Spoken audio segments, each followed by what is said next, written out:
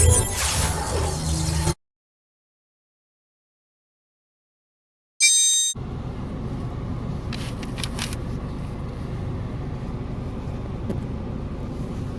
pag-check po ng parking brake, kailangan hanggang 9 notches, 9 clicks. Yun po ang kanyang safe. 2, 3, 4, 5, 6, 7, 8, 9, 10, 11, 12, 13, 14, 15. Then ilagay sa reverse. Titingnan kung hanggang 15 siya. Sa 9 gumagalaw siya. So meaning yung parking brake is not safe. So kailangan i-adjust.